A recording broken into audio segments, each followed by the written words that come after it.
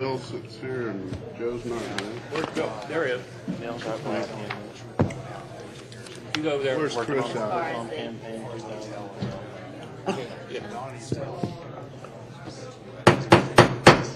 I'd like to go ahead and call this meeting. Kind of unusual. Everybody will grab a seat. Who's the council person? The issue. David, are we ready? Come on, okay. That's the first time I've heard the gavel. I'd like to welcome Chaplain Remco Brahma, chaplain for the city of Milton, to lead us in invocation.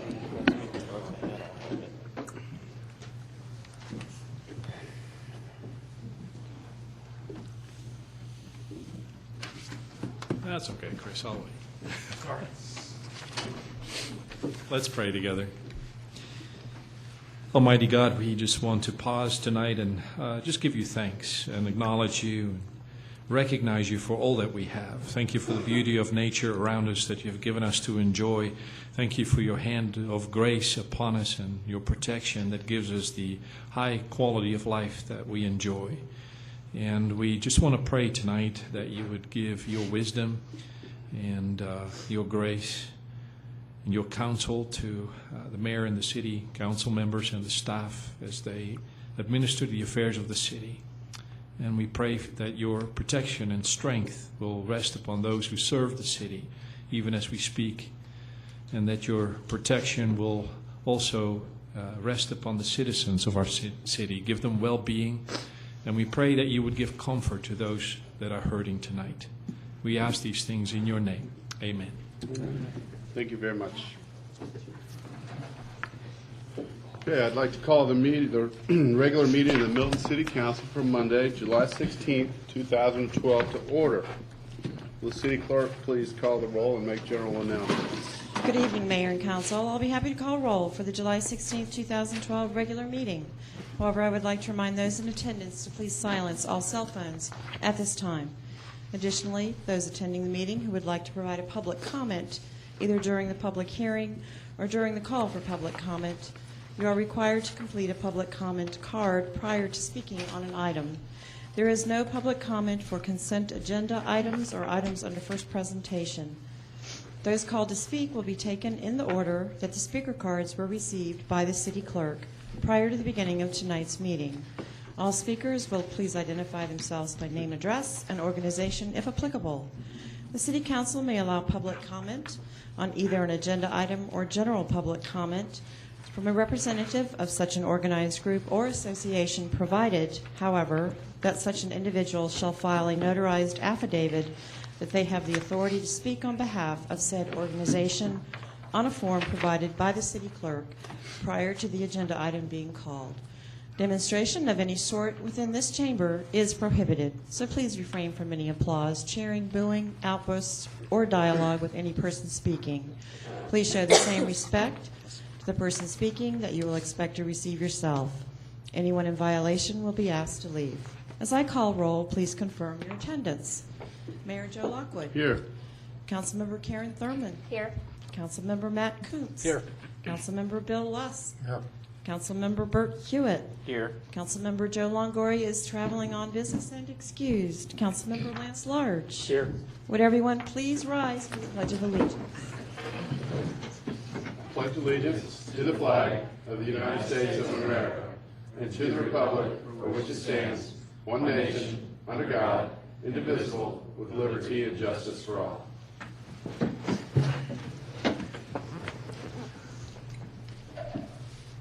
Okay, I want to just welcome everybody here tonight, and I wanted to take just a couple of minutes before we get into our first items of business and let everybody know I had the pleasure of stopping by to see a citizen of Milton by the name of Joyce Walker. Samples. Walker was her maiden name, and she was from the Freemanville and Hopewell and Birmingham communities.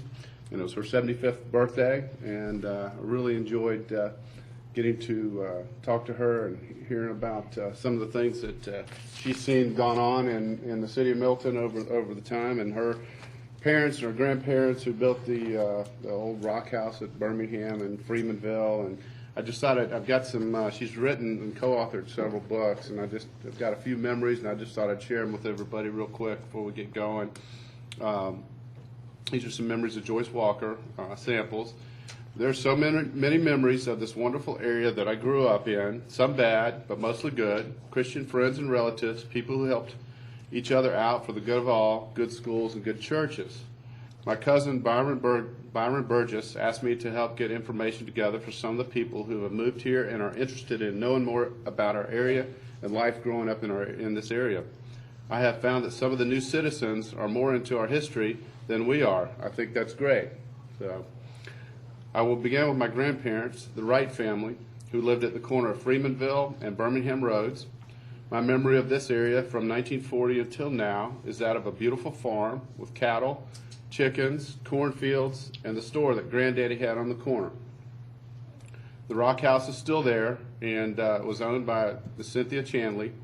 She has always been so kind to tell me to come anytime to visit my grandmother's house. There's also a little courthouse that's still standing. It was where people vote and had court, and it was a good place to play school and church in it when not in use. There was also an old renter house that had been restored by the Crichton family that was also at one time a sawmill, cotton gin, and a 3-story barn on near the property known by Granddaddy Wright. The first school buses in that area were driven by Granddaddy Will Wright, Toledo Burgess, my uncle, and my dad, J.W. Walker. In those days, you owned your own bus. My uncle Charles Wright, at age 16, drove Granddaddy's bus to Northwestern Elementary and Milton High Schools. That's pretty neat. My mother, Janelle Wright Walker, drove their car with the area girls to Milton.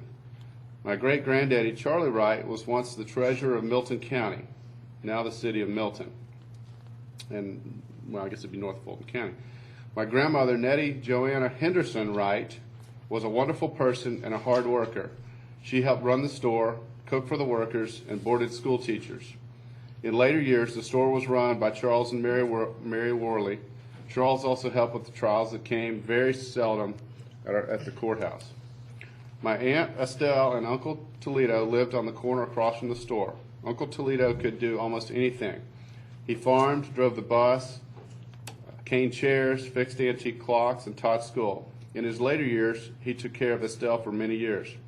My memories with Aunt Estelle were helping her churn buttermilk, cool and clean their cute little house that they had in the 40s, everything all starched and ironed, sitting on the porch, stringing beans and canning. My grandmother Walker lived on Birmingham Highway, where the Anascary subdivision is now located. At one time, I've been told the Walkers owned over 600 acres from the corner of Providence Road up to Wood Road. All of the land except for the old Walker Cemetery has been sold. Grandpa Walker farmed and spent a lot of time at the Bice's store in Birmingham at the corn mill. I'm told that the best corn was saved for meal and feeding livestock. My cousin Betty Walker Martin remembers getting on the back of Grandpa's little truck and riding to her grandmother's house to spend the night when he could go to the mill. Not many people had a car in those days, and it was fun to ride on the back of the truck. It was a lot of fun to spend the night with grandmother and to get into those cold feather beds with my cousins Betty and Janice. Next morning, a good breakfast of sausage, hot biscuits, and gravy cooked on a wood stove. All the food came from the farm. My dad, J.W. Walker, married Janelle Wright. They were married at the Little Hopewell Church, according to the picture I have in front of the church. My mother passed away when I was 12. There are so many things I don't know. My dad was left with me, Joyce, and my sister Patricia, and Wesley, my brother, 18 months old. Dad worked at Lockheed at the time. He would and can tell me how to cook dinner and what to cook that first summer. We stayed home and kept our little brother. He was a great dad and tried very hard to make us happy.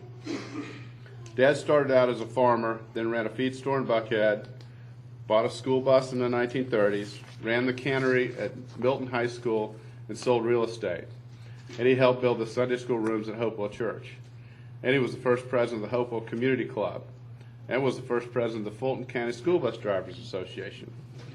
I have many memories of going places with my dad. He taught me to drive at an early age, which could happen in the country on dirt roads with very little traffic.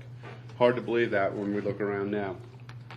He raised chickens, pigs, cattle, corn, and of course, everyone had a garden. We went to the corn mill at Reverend Ode Garrison on Birmingham Road. To me, that was always so much fun listening to all the men talk and laugh. He would take me to school on the bus when I was 5. One of the teachers would let me sit in her room for a while to get used to Milton, where I would be going to school. I went to Milton instead of Hopewell so I could take piano lessons from Mrs. Blanche Maddox. In those times, the county allowed private teachers to come there and teach. My mother, Janelle, was a wonderful mother. She would take us to Atlanta to visit her sister, my Aunt Ellen, several times a year. In those days, that was a great vacation. It was so different from the little towns of Alpharetta and Roswell. She would go to Rich's and other stores downtown, pick out the dresses we liked in the windows, buy the material, go home and cut the pattern and make most of our clothes. Of course, she would buy all the accessories to match. She loved beautiful clothes to decorate our house. She also helped with the building and other projects at Hopewell Church. I have 5 generations buried in the Hopewell Cemetery and still enjoy visiting the church very much. Our house was the rock house at the corner of Birmingham and Henderson Roads. It was also built from Stone Mountain granite. Some of the wonderful aspects of our country living were the beautiful creeks, freshwater springs, green trees, and flowers. We could play in the creeks with the little sandbars in the summer because most of the lower land was cleared by the farmers. Many people got their water from the springs. At Christmas, we always went into the woods to get a cedar tree for a Christmas tree. Our Hopewell Church always had a big celebration at Christmas with a Santa, a Christmas play, and Christmas carols. Many great memories. This is my way of telling a little bit about our lives in the beautiful country of the city of Milton. Joyce Walker. And I just wanted to I appreciate y'all giving me a couple minutes, but I wanted to share that, especially after our previous meeting. We were talking about a historic store or building. So I just wanted to share that, and I really enjoyed meeting with Joyce today and talking to her for a little bit, so thank you. Now I'll ask the city clerk to sound the next item. Our next item is approval of meeting agenda. This is agenda item number 12165. Okay, the meeting agenda. Are there any items to be considered? I know staff wants to add an executive session to discuss land acquisition, potential litigation, and personnel. Then I believe that staff wants to recommend move from the consent agenda items number 12-173 and 12-174, the agreement between Tennell, Spangler and Associates with Milton, and agreement between Rick Pruitt and Milton under new business, and also add under new business agenda item number 12-179, consent to sublease between Norcross Offices Limited Partnership and City of Milton, PBFA, and the City of Milton. Are there any other items for discussion on the agenda? Okay, do I have a motion and a second? Mayor, I'll make a motion that we approve the agenda with the addition of the executive session and the moving of items number 8 and 9 from the consent agenda to new business. Second motion. Okay, I have a motion by Councilmember Thurman and a second by Councilmember Lusk. All in favor, please say aye. Aye. Any opposed? That's unanimous. Okay, before we go into public comment, do we have any public comment tonight? Yes, sir, we do. We have Okay. one. Okay. Next item is public comment.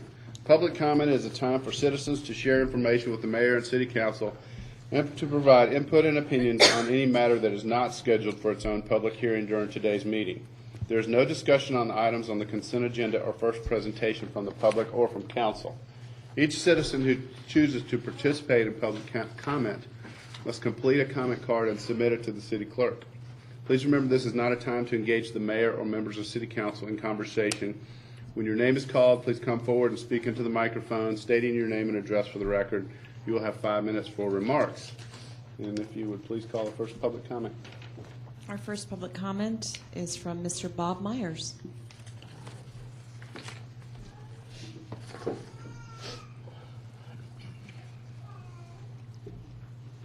Thank you. Thank you for this opportunity to appear before you this evening. My name is Bob Myers. I reside at 3265 Wolf Willow Close in Milton. I am the author of a book called Bygone Treasures and Timeless Beauties, Barns of Old Milton County. This book profiles 50 barns in what was once known as Old Milton County. It recently won a National Book Award. The Indy Awards, it was the first runner-up, so I'm quite proud of that. One barn featured in the book is on the site of the new Milton Library, and that's what I would like to speak to you briefly about. And this is the barn. The site is now owned by the county, or soon will be if the final papers have not been signed. I don't know. I haven't been able to find out for sure. Sometimes when properties are sold and a barn is on that property, the new owner may exercise his or her constitutional rights and tear the barn down. And I don't know anything about the current situation with regard to the county's plans, but in some cases, and I'm not suggesting that would be true here, in some cases a barn will disappear literally overnight. And that did happen in one case of a barn that was in the book. This barn is steeped in the history of crabapple. It links three prominent families, the Dinsmores, the Ruckers, and the Broadwells. And I believe that it is worth an effort to try to save this barn and to repurpose it for another life. The potential for such a historic treasure is virtually limitless. And I would hope that this barn could remain in Milton, ideally. One possibility out of many is to have a library annex on the property of the library, either an educational facility or a storage building for lawn equipment, etc. It could be moved to a rear corner of the property for that purpose. Another possibility would be to dismantle the barn and move it and reconstruct it, or simply move the barn in total to a park, such as Birmingham or Bell Memorial Park. There it could be a storage facility, or for equipment that is owned by Parks and Rec, or it could be an educational center for our children. Another use potentially is as a home. A private individual might want to acquire that barn for a home or an annex to a home or for a business. There are companies that specialize in making that happen.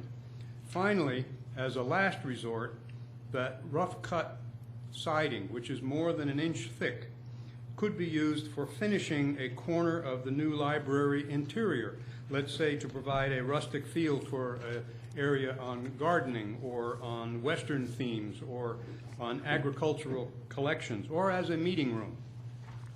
In my book, there is an example of another barn in Milton where that did happen.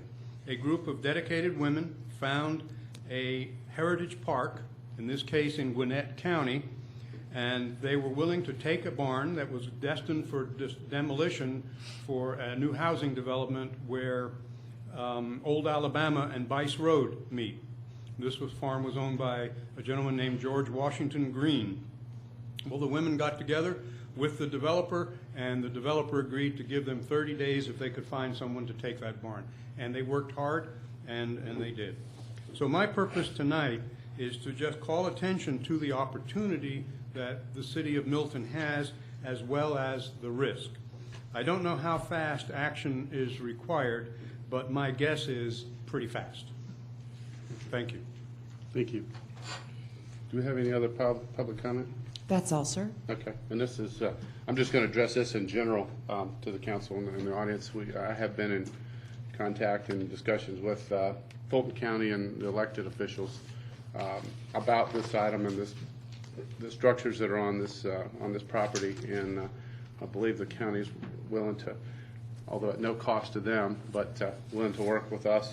So as Mr. Myers did said, there is an opportunity there for the city or some citizens or a combination of all to make use of some of the structures there. So we might want to all discuss that later or whatever, but there is interest from the county to work with us on that. So let's see, we'll move on to the consent agenda. Will the city clerk please call the items? first item is approval of the July 2nd, 2012 regular council minutes, agenda item number 12166. Next, approval of financial statements for the period ending June 2012, agenda item number 12167. Third, we have approval of a professional services agreement between the City of Milton and Stantec Consulting Services, Inc. for lighting design for Birmingham Highway at Providence Road intersection. Agenda item number 12168. Next, approval of a professional services agreement between the City of Milton and Precision Planning for conceptual plan and cost estimate for Hopewell House renovations. This is agenda item number 12169. Our fifth item is approval of a resolution and local government lighting project agreement with Georgia Department of Transportation for project HPP 0000500448 SR 372 Birmingham Highway at Providence Road Roundabout, and submission of letter for determination of applicability of force account method. This is agenda item number 12170. Next, approval of a professional services change order between the City of Milton and BM&K PC for right-of-way services, Hopewell Road, Cogburn Road, at Francis Road, Hopewell Road. Agenda item number 12171. Our seventh and final consent agenda item this evening is approval of a professional services agreement between the City of Milton and Kimley Horn and Associates for conceptual design services and probable cost estimates related to the expansion of Bell Memorial Park in the amount of $5,600. This is agenda item number 12172. Okay. Do I have a motion and a second? I'll make a motion to approve the consent agenda as read. I second that. Okay, I have a motion by Councilmember Hewitt, second by Councilmember Large. All in favor, please say aye. Aye. Any opposed? That's unanimous. Okay, moving on to reports and presentations. Ms. City Clerk, please sound the first item. First item is presentation of the National Wildlife Habitat Community Certification Project. This is being presented by Mr. Will Check.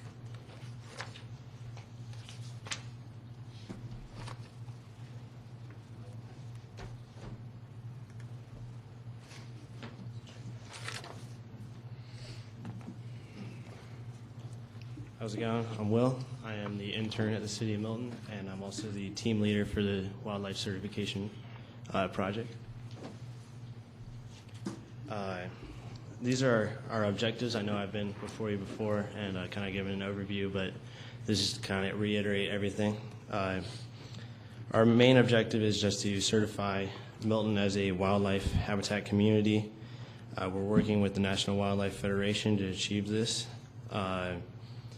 And we want to really provide resources for our community and educate our children, and also the other people in the community. And this text right here was taken straight from the letter of approval signed by council and the city manager. And it kind of just proves how great this project is going to be for the city and for the community. It's going to show how we are really dedicated to being wildlife friendly and living, cohabiting with wildlife. And this is our progress to date. The project was endorsed by City Council and City Manager. We just sent in the registration forms, which gets us about 60 points to the certification. I'll explain that later, but that was a really big step that we've been working on for a while, and we just got that in. Articles have been published in local newspapers and online, including the AJC. And we have also developed some Facebook updates and a website where all the information can be found. That's a snapshot of the website, and just visit that for more information. These are some of the ways that you can get some points for the community. This is basically what we do. We try and get as many points as possible by encouraging people to certify homes, businesses and schools. Our committee has ambassadors for each of those, which kind of go out into the community and encourage that from each of those homes, businesses, and schools. Advertising, we get points for how many publications we get in newspapers, and it's actually required in the registration, so we already did that. We had also publications in the Neighbor and the Milton Herald.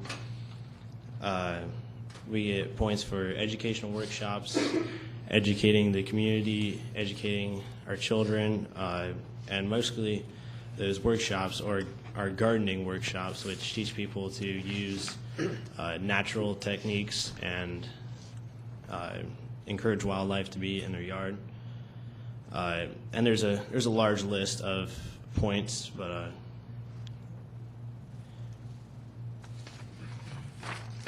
where is Milton now? We currently have 65 points, and we're expecting another 60 from the registration.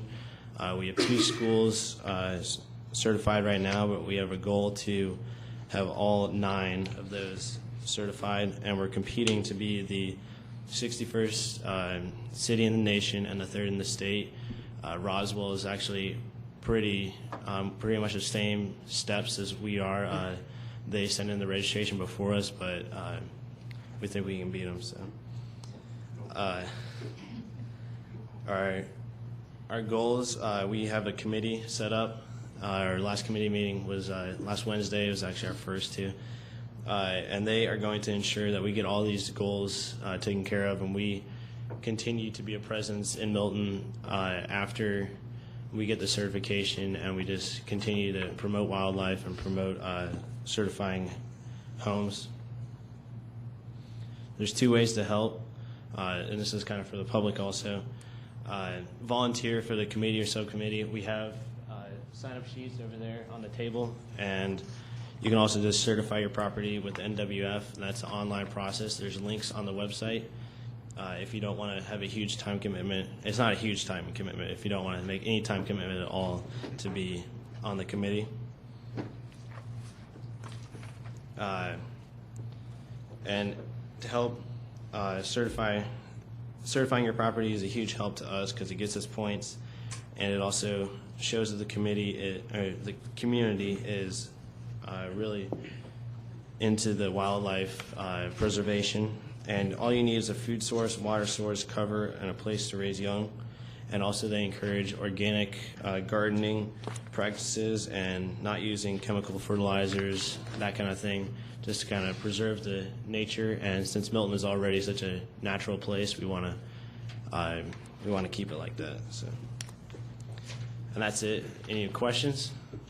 Good. 2 Yes. questions. Will, 2 questions. First of all, on primarily dealing with the residences achieving points, and let's say someone has an NWF certification, then they sell and a new owner comes in. What exactly happens to that situation? Especially if, say, the new owner wants to put in a riding rink arena like we just passed in legislation prior. What happens? Are they not allowed to, or do we just lose points and then have to replace it, or what? I mean, it's definitely, when you sell your house, you can put that it's a certified property on when you're selling your house. You can tell the person that. It's, I'm not sure if they lose that certification if they put in something that's not really wildlife friendly. I mean, that's, do you know, Cindy? It's $20 to certify. So I'm just saying, if somebody sells their house, it still is a property that is wildlife friendly. The next person should pay $20 to have it recertified. If the property is changed, like you're saying, now to so it's not wildlife friendly, then we should probably drop it off the list. Milton will be getting a list of all the properties that have already been certified for many years back, and we'll just need to make sure that they're still where they should be. And that's the process. Second question is, what about subdivisions? I assume that we can certify homes in subdivisions, or with their HOA covenants we have to go around with that, or? We're actually like encouraging neighborhoods. We have a neighborhood ambassador position in our committee, and they go to homeowners associations or just neighborhoods in general, especially large neighborhoods, the ones that they live in, and just kind of encourage the whole neighborhood to certify their properties. And Cindy actually worked with somebody in Johns Creek getting the certification, and they did a little competition where if they got 10% of the homes certified, If a subdivision had 10 homes. 10 homes certified, then they got a large plaque to put in the entrance of the neighborhood, which was kind of a big thing for them that showed that the whole neighborhood was wildlife friendly. So, Any other questions? any other questions? Okay. And also, I just want to thank Harry's Farmers Market, Whole Foods, for giving us this great food. And we want to keep this, our meeting, or our kickoff celebration, waste-free. So if you just want to put your plates and your cups into that bin there, and we're going to reuse them. So thank you. We'll wash them and reuse them. Thank you, Will. Great job, Will. Appreciate it. Great job. Especially enjoyed the kale salad.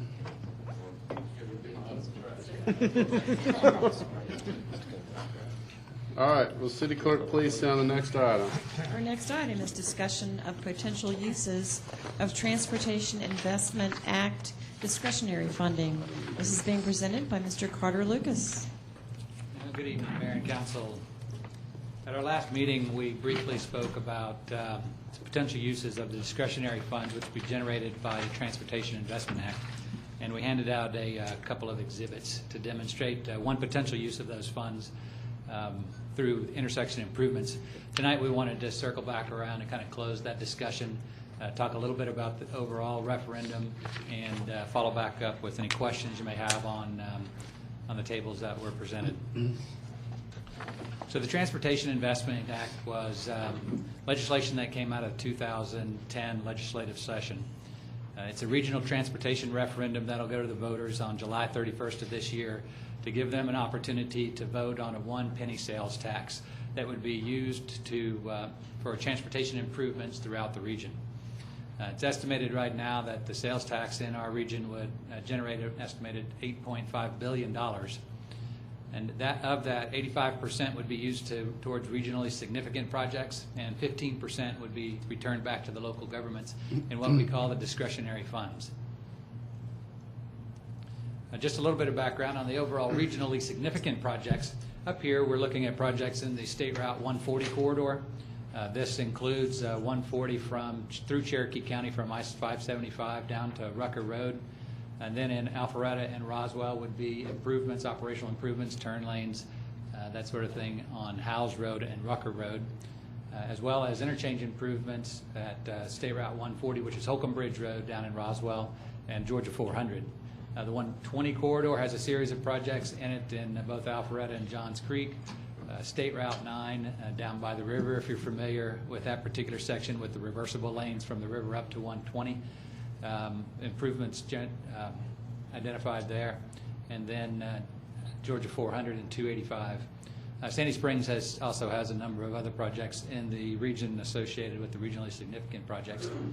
But what we wanted to do tonight was really kind of focus on the discretionary funds, or that money that would be generated and sent back to the City of Milton to be used locally at our discretion on transportation-related projects. So when we look at what we could expect from this, the current estimates are about $942,000 annually back to the City of Milton.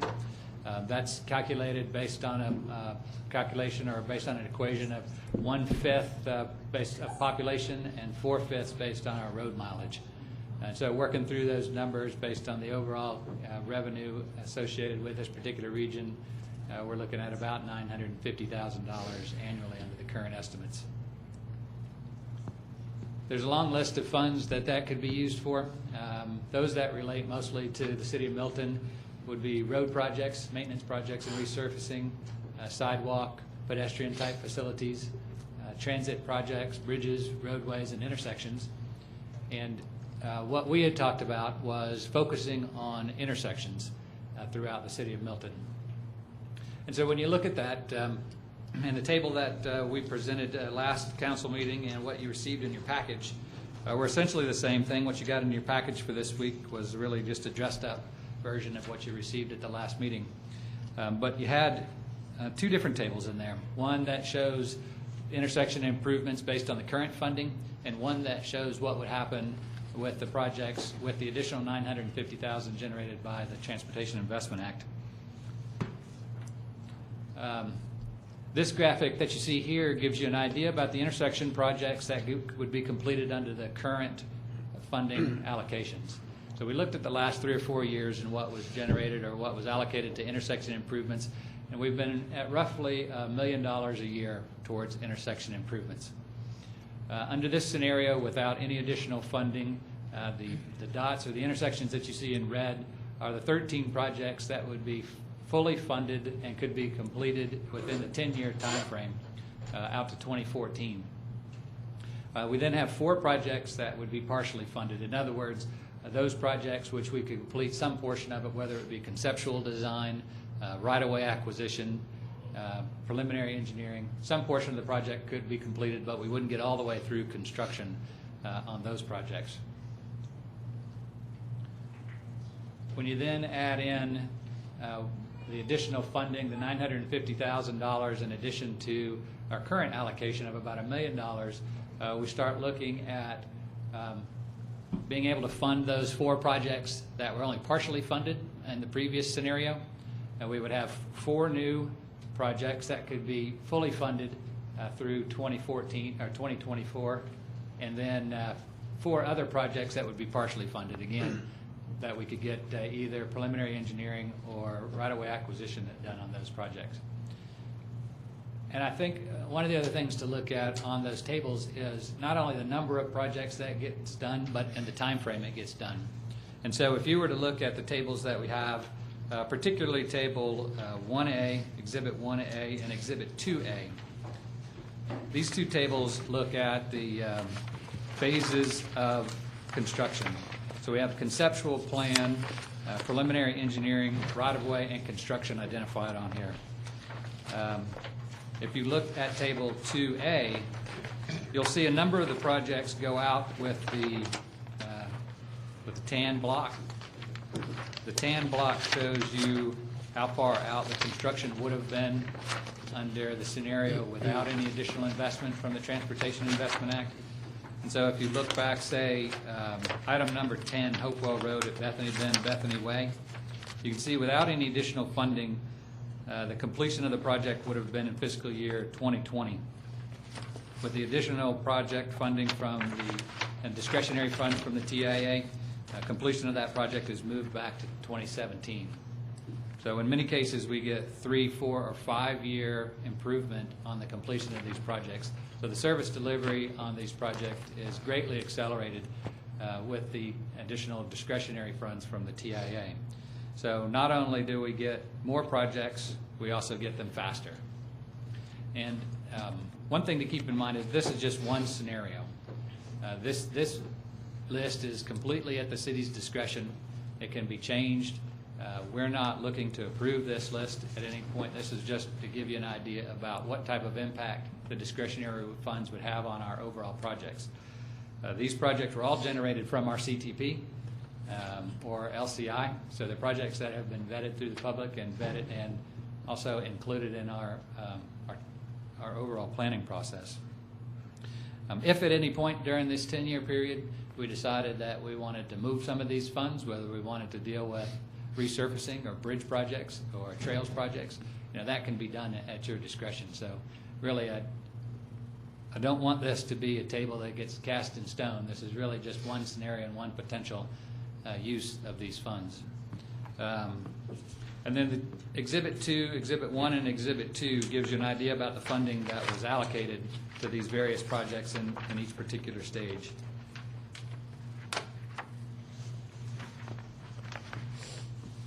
So hopefully this gives you a little bit of an idea about what is possible. Again, the vote on the overall referendum goes to the voters July 31st of this year. And hopefully it will have a positive impact if it passes on the city of Milton. So with that, if there were any questions that were generated from that information, either tonight or that we gave out at the last meeting, I'd be happy to answer those. Lance? The discretionary funds, the distribution, does it come how does the city receive the money? Directly from the state? Does it have to go through GDOT? What? It works its way through, nothing comes easily. Yeah, I know that. It does work its way through a process and actually ends up coming to us, coming through the Department of Revenue, the Georgia State Finance Investment Commission, and then ultimately back to the city of Milton. So it doesn't come through GDOT then? I don't Comes think through so. other state agencies? I don't think that does. I think GDOT's going to be responsible for project delivery on the main On the main, referendum on list. but the discretionary But I ones, think the local. discretionary will come straight to us. Okay, that's comforting. Somewhat. Sorry. Okay, Karen? And we as a city are not taking a position on whether or not it ought to pass. We're just making sure that people have the information as to what the impact would be on people locally if it did get passed. Is that correct? That's right. Okay. Any other questions? No? Okay. All right, thank you, sir. Thank you. Okay, tonight no items on the first presentation or public hearing, so we'll move on to our zoning agenda. Will the city clerk please read the zoning rules and sound the items? At the second regularly scheduled meeting of the month, the mayor and city council consider a zoning agenda. These items include rezoning petitions, modifications of zoning, use permits, and associated concurrent variances, in addition to ordinances, resolutions, and text amendments. I would like to acquaint you with some of the rules and procedures for this meeting this evening. The applicant and all those speaking in support of an application will be allowed a total of 10 minutes to present the petition. The applicant may choose to save some of the time for rebuttal following the presentation by the opposition. Since the burden of proof is upon the applicant will be allowed to make closing remarks, provided time remains with the allotted time. The city clerk will be keeping track of time and will inform you periodically of the remaining time for your presentation. Those called to speak will be taken in the order that the speaker cards were received by the city clerk prior to the beginning of tonight's meeting. All speakers will identify themselves by name, address, and organization, if applicable, before beginning their presentation. The Planning Commission has heard the rezoning agenda items, and recommendations have been forwarded to the mayor and city council for consideration and disposition. In addition, the applicant shall not submit material to the council during this meeting unless requested to do so. All material that you wish to be reviewed by the council in consideration of your application should be submitted to the Community Development Department to be included in the normal distribution of packages to the council. When an opponent of a rezoning action has made within 2 years, immediately preceding the filing of the rezoning action being opposed, campaign contributions aggregating $250 or more to a local government official of the local government which will consider the application, it shall be the duty of the opponent to file a disclosure with the governing authority of the respective local government at least 5 days prior to the Planning Commission meeting. A violation of relevant state statute constitutes a misdemeanor. Therefore, if you have contributed $250 or more to a council member and you have not filed a disclosure prior to the Planning Commission meeting, the city attorney strongly suggests that you have someone else speak for your point of view. Our zoning item tonight is RZ 1207, BC 1204, Red Road, North Side, with a frontage of 1,083.97 feet by Red Road Properties, LLC, to rezone from AG1 to CUP to develop a 15-unit single-family subdivision and a 3-part concurrent variance to reduce the 50-foot setback for a new street to 10 feet along the east and west property lines, Section 64-2397. To delete the curb and gutter and sidewalks for all roads within the subdivision, Section 64-2393. This is agenda item number 12161. First presentation was at the July 2nd, 2012 regular council meeting. Ms. Kathy Field.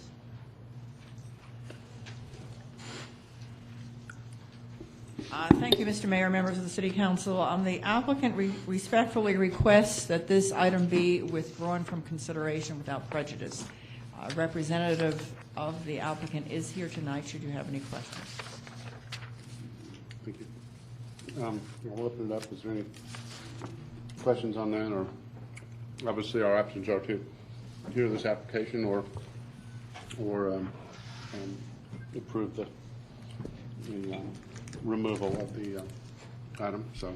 Yeah, let me just point out a couple things procedurally for the record, that if you all choose to allow a withdrawal tonight, then we probably will stop that item as it is and allow you to just approve the withdrawal. If you'd like to hear a more formal presentation, we're prepared to go forward with that. There's an applicant here who would speak in favor of. There are also members of the audience who are here to speak in opposition of, although they have elected to waive their right to speak in opposition if in fact you accept the withdrawal. So I just want that to be a matter of the record, that people have indicated their willingness to speak in opposition of it, but if you simply at the beginning accept the withdrawal, they will not speak tonight. Okay. Matt? I guess we can make a motion to accept the We can withdrawal. open up a motion, yep. Yep. I'd like to make a motion that we accept the withdrawal. I'll second. Okay.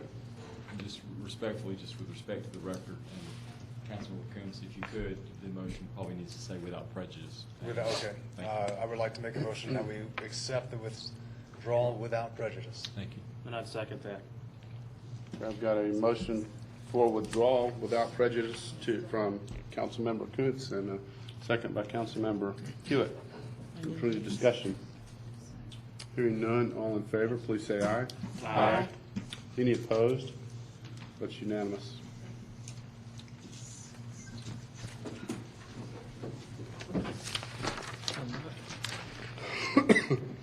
Okay, we'll move on to unfinished business. Will the city clerk please turn the item?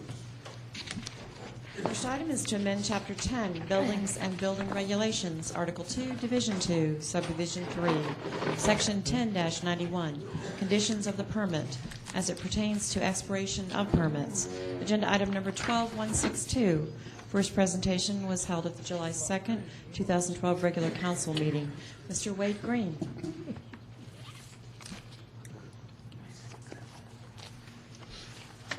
Good evening, Mayor, members of the council.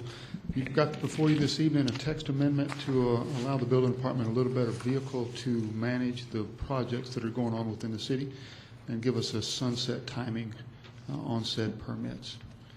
It's pretty straightforward. If you've got any questions, I'll be glad to answer them. Bill? Wade,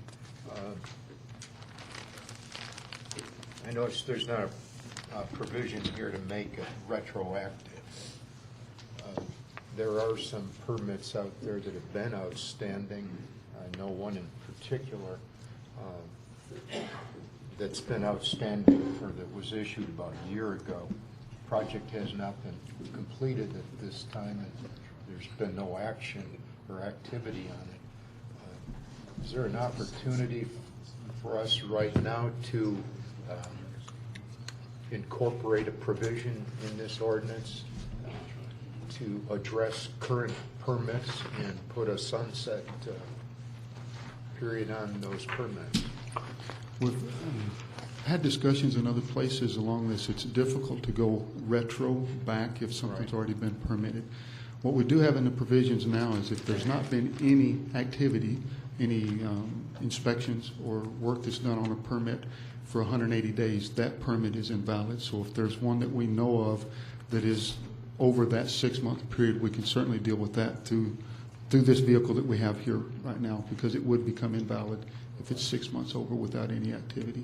Okay. Are we monitoring, will we be monitoring these permits then going forward? Yes, sir, without question. Thank you. Karen? And I assume if a permit becomes invalid because of no activity within 6 months, then things like construction fences and all that would have to be removed and, or no. I know right now chain link fences are allowed if construction is during a construction period, but if nothing has been going on for 6 months, then the bill, if it's not deemed to be in construction, will those chain link fences have to be removed? The knee-jerk question, or the knee-jerk answer would be yes. The only exception to that would be if it caused some type of hazard, with construction being within a manner where somebody could get into it and get hurt before we could get it closed up to where we couldn't get any access into the structure. Okay. Outside of that, yes, ma'am.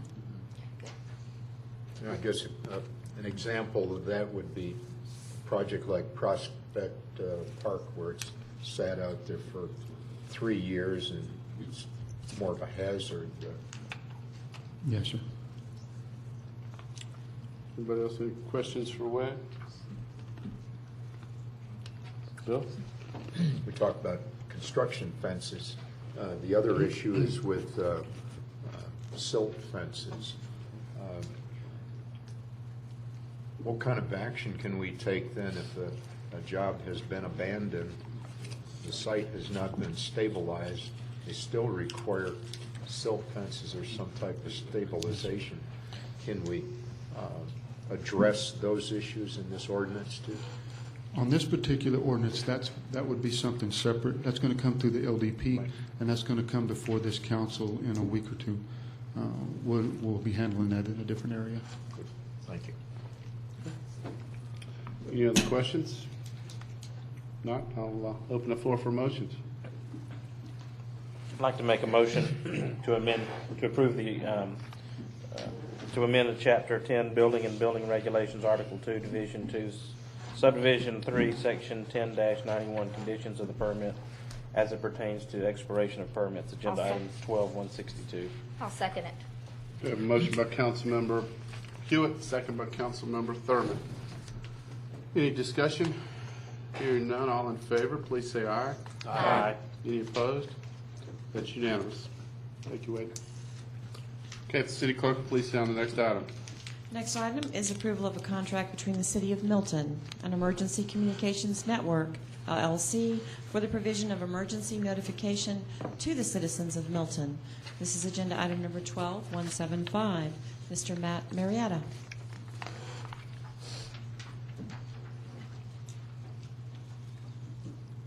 Good evening.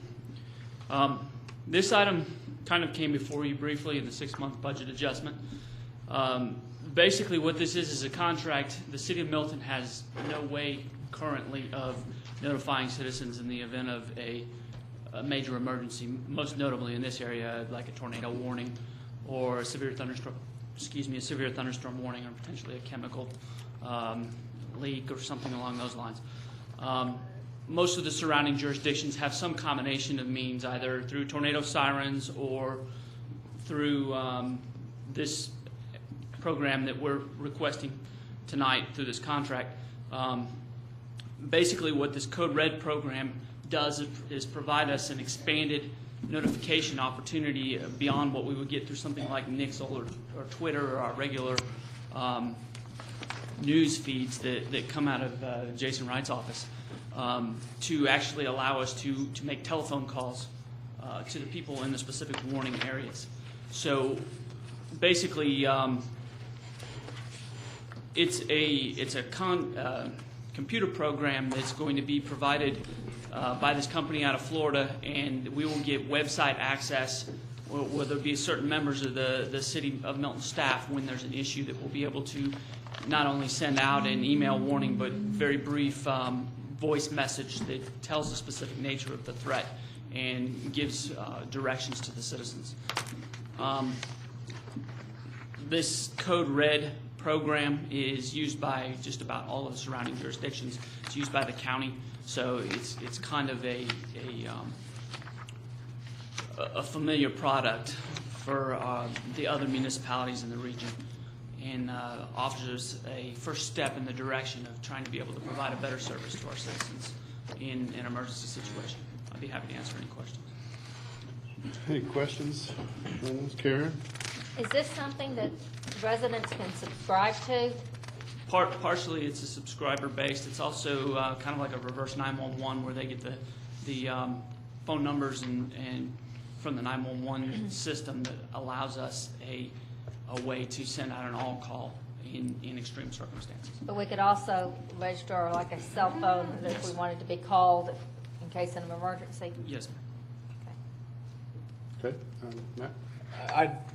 I was very active in this early on, and kudos to Matt and Bob Edgar and Deborah Harrell as well for being involved in that process. A long time ago, I can't believe it's been so long, right early in in the campaign season, one of the first things I heard from some of the citizens was that we had no tornado sirens or no way to really notify anybody in the case of an emergency.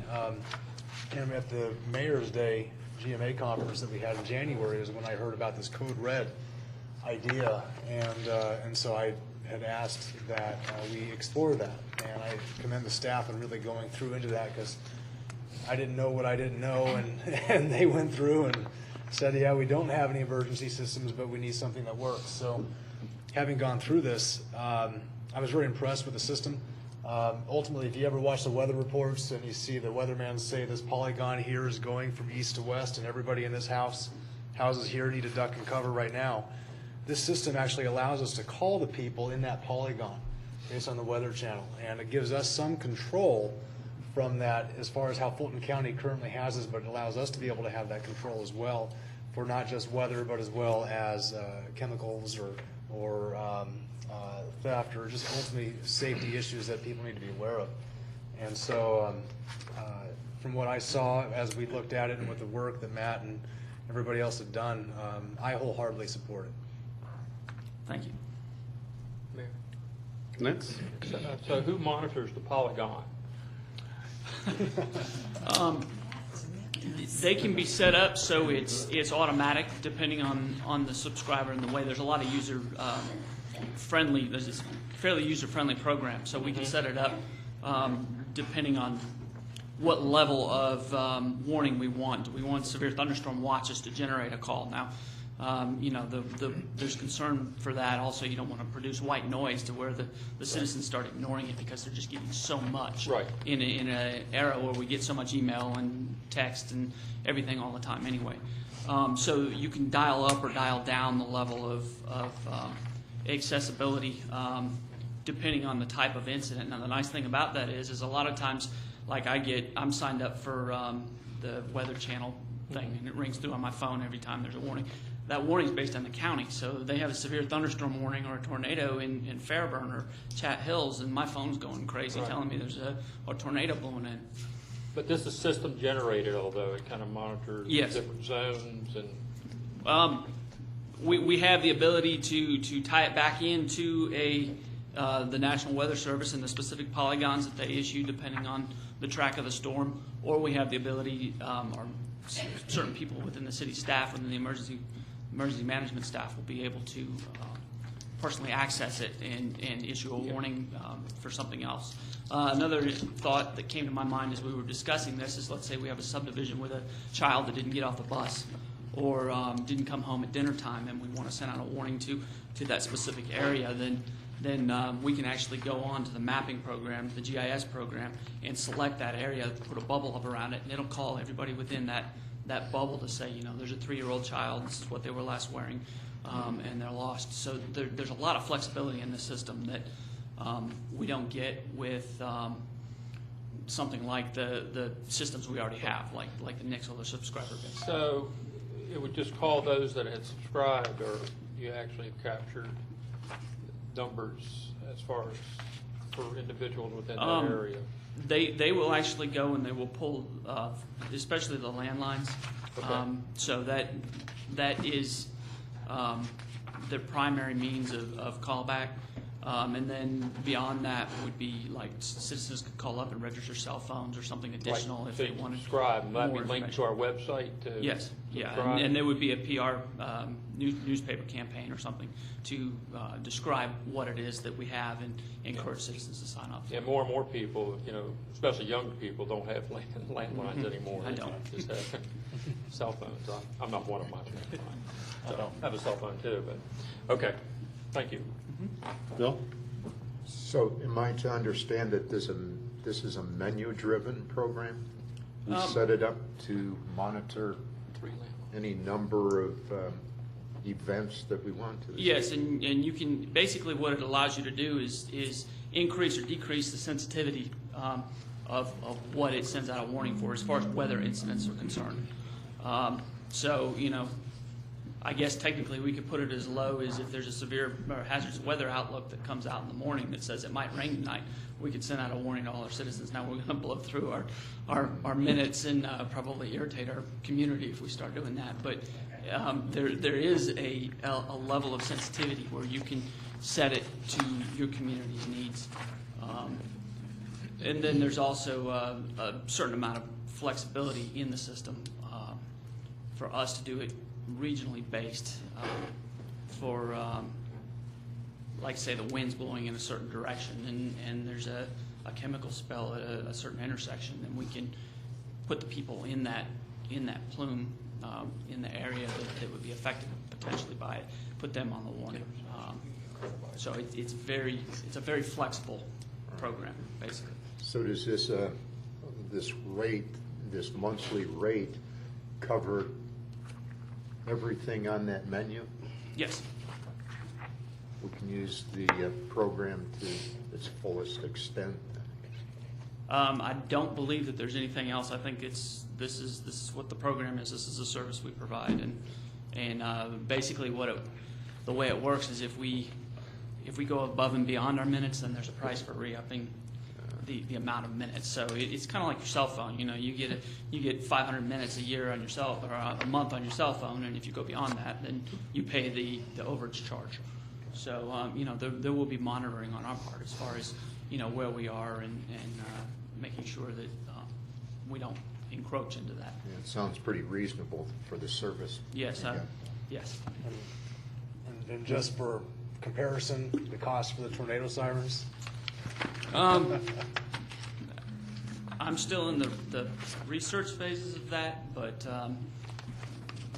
that will be, just for a single siren, is somewhere in the order of $20,000 to $25,000. Right. Not including the communication systems and everything associated with it.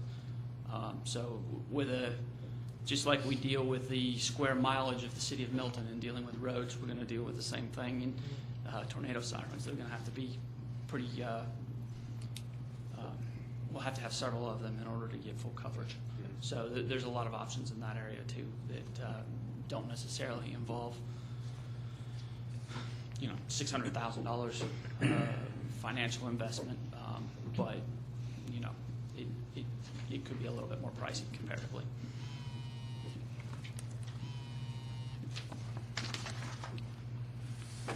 Any other questions? Chris, you want to comment on it, but I just want to say again for the record too, we'd never not send out a warning because we were concerned that we were up against a minute cap. So I just want that to be totally clear. You know, oh gosh, we're running into our, you know, overnight minutes. We can't notify you of this. It's not tornado, a really big tornado. Right. There is that cap there, but we, you know, for the purposes of keeping people safe, we're not going to worry. But we're not going to send it out every time it looks like it might rain in the city either. No, we're not. No. Okay. All right, any other questions? Thanks, Matt. I'll offer up for a motion on this item. I'll make the motion that we approve the contract between the City of Milton and Emergency Communications Network LLC for the provision of emergency notification to the citizens of Milton, agenda item number 12-175. Second that. Okay. Got a motion by Councilmember Pitts, second by Councilmember Lusk. Any other discussion? Hearing none, all in favor, please say aye. Aye. Any opposed? That's unanimous. Thank you, Matt. City Clerk, will please call the next item. Our next item is approval of an application for privatization of the streets within the Highlands at Echelon subdivision. This is agenda item number 12176. Mr. Carter Lucas. Good evening again, Mayor and Council. Yeah, this is a request from the developer of the Highlands at Echelon subdivision to privatize the roads within this subdivision. Highlands at Echelon is located up off of Freemanville Road on the very north end of the city, right adjacent to Cherokee County. The subdivision was platted in 2007 in two phases, 34 lots in phase one, which was the front of the subdivision, and 31 lots in the back phase of the subdivision, for an overall lot count of 65 lots. Subdivision is on 100 acres and contains the following streets: Timber Pass, Heritage Pass, Legends Trail, and Shadowhawk. They're requesting all of these roads to be abandoned to continue the development as a private gated subdivision. The lots were purchased by Harmony Reserve Investments, and they're currently the sole owner of all of the lots within the subdivision, and as 100% owner and applicant on this particular application, this only requires a single public hearing. The initial application was heard on March the 19th, 2012, and this public hearing here on July 16th to decide whether or not to abandon the roads in this subdivision. Staff has reviewed this application. The roads are wholly contained within this subdivision and make no connection to any other public street within the city of Milton. And it's our determination that we are recommending the streets be abandoned on the basis that no substantial purpose is served by these roads other than access to the individual lots within the development. The developer will be marketing this as a gated subdivision, and the lots will move forward as private if we so approve to abandon these streets. With that, if you have any questions, I'd be happy to answer it. Okay. Please, questions for Carter on this application? Okay, no questions? I'll open this up for motion. I'll make a motion for the approval of an application for privatization of streets within the Highlands at Echelon subdivision, item number 12176. Second that. Okay, I have a motion by Councilmember Hewitt and a second by Councilmember Large for approval of this application. Any discussion? Hearing none, all in favor, please say aye. Aye. Any opposed? That's unanimous. Thank you. City Clerk, please sign the next item. The next item is approval of a waiver of conflict regarding Gerard and Davis LLP's representation of the City of Milton in relation to the IGA and sublease agreement between the City of Milton and City of Milton Public Buildings and Facilities Authority.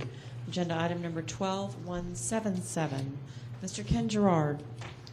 Mr. Mayor, members of the council, thank you. This item is a follow-up and necessary component to the waiver of conflict that the Milton Public Building and Facilities Authority approved a few minutes ago in your meeting that was preceded this meeting. This pertains to the City of Milton lease agreement that, as you know, the authority, the Building and Public Facilities Authority, entered into, or has at least adopted a contract to enter into the new City Hall lease. And of course, my office assisted the authority, which is you, in preparing that lease, and is now assisting the council, which is also you, in the other side of the lease. And because of that, because my law firm will be on both sides of that lease agreement and preparing documents for that lease agreement, I do need a conflict waiver as discussed at the authority meeting. Mr. Mayor, it is the same conflict waiver. It's got mirror or identical language, and I do need a motion if the council is willing. Okay. I'll open this up first to questions. If there's any questions to Ken, if not, open up for a motion. Mr. Mayor? Go ahead, Bill. I'll move to approve a waiver of conflict regarding Gerard Davis LLP's representation of the City of Milton in relation to the IGA and sublease agreement between the City of Milton and City of Milton Public Buildings and Facilities Authority, agenda item number 12177. I'll second it. Okay, I've got a motion by Councilmember Lusk, a second by Councilmember Thurman. Any discussion? All in favor, please say aye. Aye. Any opposed? That's unanimous. City Clerk, please sign the next item. Our next item is approval of an intergovernmental and sublease agreement between the City of Milton and City of Milton Public Buildings and Facilities Authority. This is agenda item number 12178. Mr. Ken Gerard. Mr. Mayor and members of the council, moving along with respect to this transaction, this is the intergovernmental agreement wherein the City of Milton is agreeing to accept as a sublease and become the subtenant to the City of Milton Public Facilities and Building Authority for purposes of the City Hall. And this has already been approved by the Facilities Authority in your meeting earlier, and now this is simply the flip side. You would then therefore be accepting the IGA, accepting the lease agreement, which the authority has approved and which is in fact an exhibit to this IGA. This allows the city of Milton to enter into a binding multi-year lease agreement that does not end irrevocably at the end of each calendar year. Mr. Mayor. Okay, are there any questions for Mr. Gerard on this? Okay, I'll open up for a motion in a second. Mr. Mayor, I move that we approve an intergovernmental and sublease agreement between the City of Milton and the City of Milton Public Buildings and Facilities Authority. Agenda item number 12178. I'll second. Okay, I have a motion for approval by Councilmember Large and a second by Councilmember Hewitt. Do we have any discussion? All in favor, please say aye. Aye. Any opposed? That's unanimous. City Clerk, please sound the next item. Next item is consent to the sublease between LB UBS 2006 C1 Norcross Offices Limited Partnership, City of Milton Public Buildings and Facilities Authority, and the City of Milton, Georgia. This is agenda item number 12179. Mr. Ken Gerard. Mr. Mayor, members of the council, this is the final document related to this transaction. This is the consent to sublease, which is, for the record, a document where both the city council, the facilities authority, as well as the landlord, LB UBS 2006 C1, all consent to the sublease. This is simply to perfect the record and show that all parties related to this transaction understood that this was going to be a sublease from the authority to the city of Milton. It is the last document needed to perfect this transaction. Mr. Mayor. Okay, any questions on this from Mr. Gerard? All right, I'll open up for a motion. Mayor, I'll make a motion that we approve the consent to sublease between LB UBS 2006-C1 Norcross Offices Limited Partnership, City of Milton Public Building Facilities Authority, and the City of Milton, Georgia. Agenda item 12-179. Second. Okay, I have a motion by Councilmember Thurman, second by Councilmember Coons. Any discussion? Hearing none, all in favor, please say aye. Aye. Any opposed? That's unanimous. Okay, we'll move on to our next item, which was moved from the consent agenda to new business on the approval of a professional service agreement between the City of Milton and Tunnel Spangler and Associates. If the city clerk will please call that item. Approval of professional services agreement between the City of Milton and Tunnel Spangler and Associates, Inc. for the purpose of providing professional planning services for the Deerfield area. This is agenda item number 12173. Ms. Kathy Field. Thank you, Mr. Mayor, members of the City Council. This item was discussed at our work session last week. At that work session, when we reviewed the contract for Tunnel Spangler, you asked to have staff go back and reevaluate the project boundary map. And we have done that, and you should see a revised map that should be in the last page of your contract. We tried to take into consideration parcels that had not been developed yet, and we also eliminated those parcels that were specifically in Alpharetta, so that silver dash red line that you see on the map is essentially the revised map that we would propose for the study area. As I mentioned, the idea would be that we would we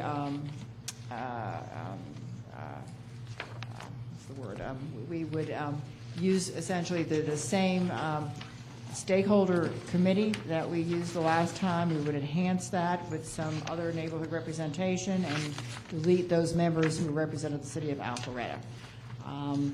I did bring this revised project boundary map to the consultants, and they did ask that their price be increased by $1,000 from the proposal that you saw last week.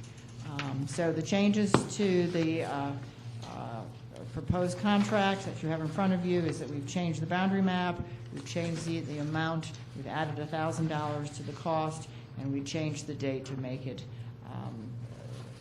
for July 16th.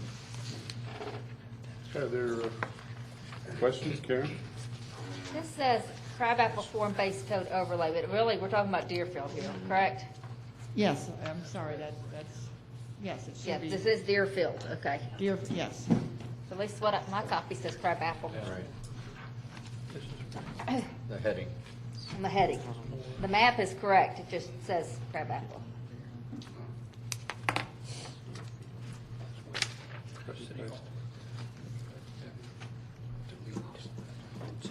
Thank you for catching that.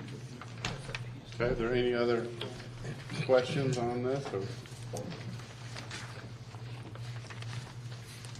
soon It looks good. we can have staff make that correction on typo. Okay.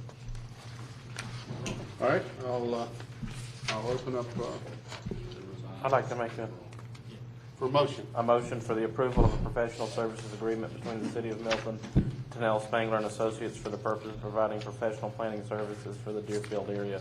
Agenda item 12173. I'll second it. Okay, I've got a motion by Councilmember Hewitt, second by Councilmember Thurman.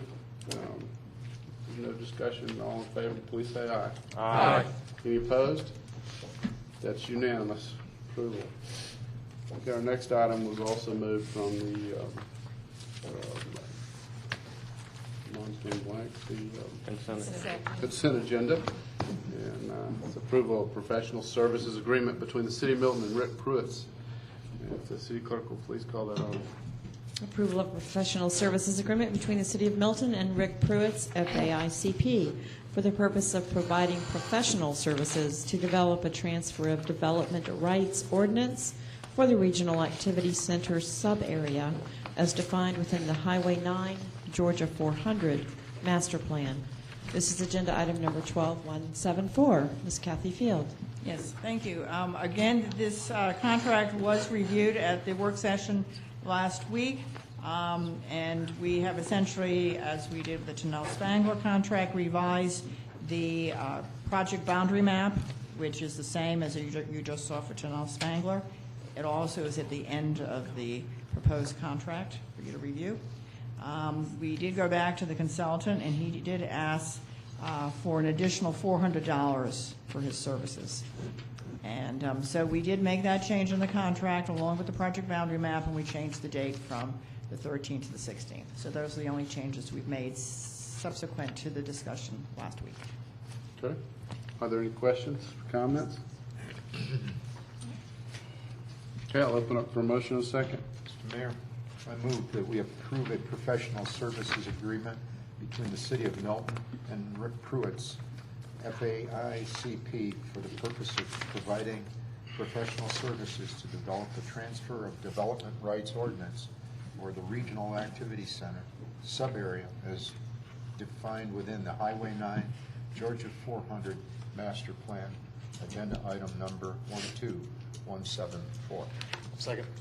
Okay, I've got a motion by Councilmember Lusk, a second by Councilmember Kuntz. Any discussion? Mayor, Sure, Lance. does this reflect the same area that we just approved? The way that. Same map. Same map. Same map? Yes, yes. So it does, okay. Yes. Okay. It's titled verification to include Okay. both. Okay. Okay, all in favor, please say aye. Aye. Any opposed? That's unanimous. Thank you. Okay, we'll move on to reports and presentations. Couple things I want to talk about. One, I had, as most of you know, there's been talks and also offers back in the past on discussions with the City of Alpharetta on Parks and Recs, non-resident fees and other items, and as well as the City of Alpharetta has had a work session discussing that. I had talked with Councilmember Kuntz about that last week, and kind of talking about some different ideas on how we might address that, and talked with Chris if we want to go forward and appoint a couple of folks to maybe go into discussions with them right now, since we don't have a Parks and Recreation Director. I might suggest something, maybe a council member, and I would suggest Councilmember Kuntz, just because he had is interested in this and had some discussion, but and possibly Chris and the chairman of the Parks and Rec Board. But just kind of wanted to throw that out and get some, get your ideas, Chris, and as well as the council's on that. So. Yeah, thank you, Mayor. The city administrator in Alpharetta reached out to me earlier in the week as a product of a work session that Alpharetta had a week ago tonight, and you might have read about it in some of the local newspapers and stuff. And in response to that, I would like to come to the table and at least hear what they have to say, and more so than hear what they have to say, but also can be a contributor to that discussion, because that discussion needs to happen. It looks as though they're going to throw together kind of an assembled group of an elected official, an advisory board member, a staff member, and their city administrator, and kind of a group of people that cannot bring a deal to closure, but that are at least decision makers at the table. I think probably a good group from our side of 3 or 4. The more people you put at the table, the longer it's going to take to get anything done. I mean, let's just be realistic about that. So, to the extent that we would bring Councilmember Coons and Mr. Reed potentially, and I'm happy to provide a staff member, happy to fill in or provide a staff member until we can get until we can get our parks position filled again. I think that makes a lot of sense. If you all agree to that, I think that's a good pick. Alfreda's request is that we find a time and find people that could meet over the roughly lunch hour. I shot some evening dates to them, and they responded with a preference towards the lunch hour. So that would be the only thing that we'd want to set up. Does anybody want to have any comments? Or I'm fine with that. I think it's in best interest of our residents for us to work out an agreement with them. So. Okay, Matt, sounds like your name's going to be. Are you okay with that? Well,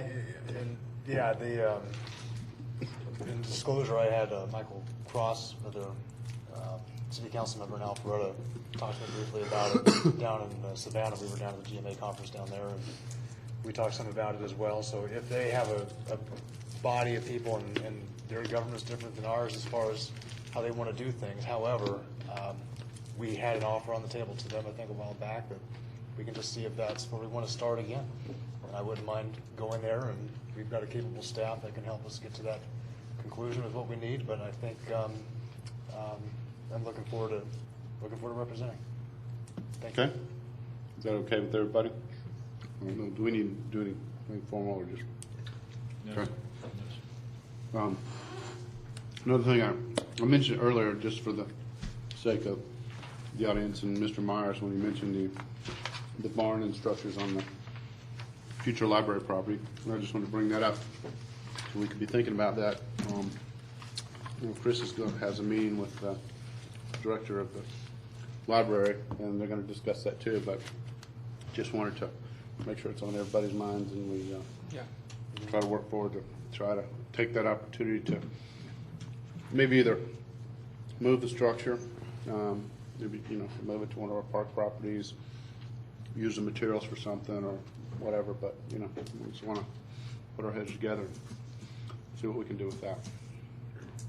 And other than that, I'll open up to council. Is there anything you want to report on? And we'll move on to staff.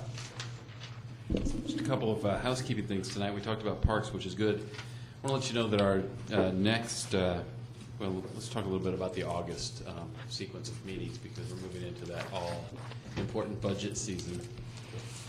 We'll have our first meeting of the month on the 6th. That meeting will be as normal. The second work session on the 13th. I want to prep you far enough in advance. On August the 20th, we intend on having a budget workshop prior to the council meeting. I'd like to have a budget workshop that starts at 4 o'clock. It'll be a fairly intense session where we actually get the sleeves rolled up. We'll probably sit around a big table and get calculators out, and that's where we'll really do the meat of the budget discussion and budget crunch and all that good stuff. Hopefully we'll have a nice balanced budget for you to start from, and we can figure out where it goes. But that's the one budget workshop this year, August the 20th. So please plan early. What time again? What's that? August the 20th? 4 o'clock. 4 o'clock. 1600 for those that are playing along. Bring your attention also to the fact that with the calendar the way it falls, this is the last time we are together until August the 6th. So we're the 16th of July, August the 6th. There's a pretty decent gap there. I say that that's okay because y'all have, and we'll have some evenings at home, but we otherwise are encumbered. But please don't lose touch in the next 3 weeks. If there's something that you need, please find a call, stop by. 3 weeks is a long time to go between meetings, and we've got a lot of important stuff, I guess, moving at this point. So come by at any point is my point there. And if anybody has any withdrawals, they're welcome to get on the website and look at pictures of everybody. Absolutely. And I also just want to point reference before we go into executive session. It was very kind of Councilmember Coons to give the credit to this code red to the staff, and that was very gracious. I do want to point out, though, that he did pay close attention in Savannah and did bring that to our attention, and it's going to be a good thing for our citizens. So I appreciate you pitching it our direction because I think that's part of what a good team does, but it's important to let credit be placed where it's due. So thank you for your leadership through that. With that, we've got more in executive session tonight than we probably have out here. I really only need executive session tonight for land acquisition and personnel. Okay. Mr. Mayor, I move we adjourn to executive session to discuss land acquisition and personnel. I'll second that. Okay. I've got a motion and a second to move into executive session for land acquisition and personnel. All in favor, please say aye. Aye. Any opposed? That's unanimous.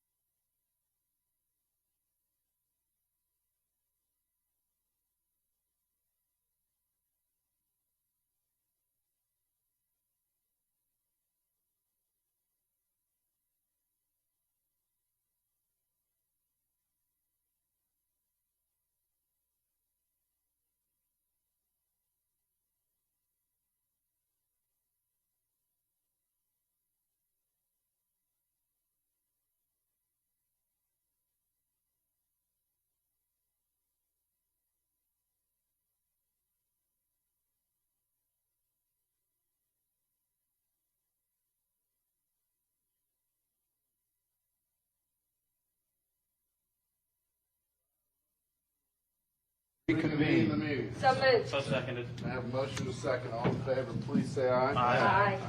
Any opposed? That's unanimous to reconvene the meeting at 7:42. Yeah, Um, you got it. Do I have a motion to I move that we adjourn. conclude this meeting? Second. So moved. I have a motion and a second. All in favor, please say aye. Aye. Any opposed? That's unanimous.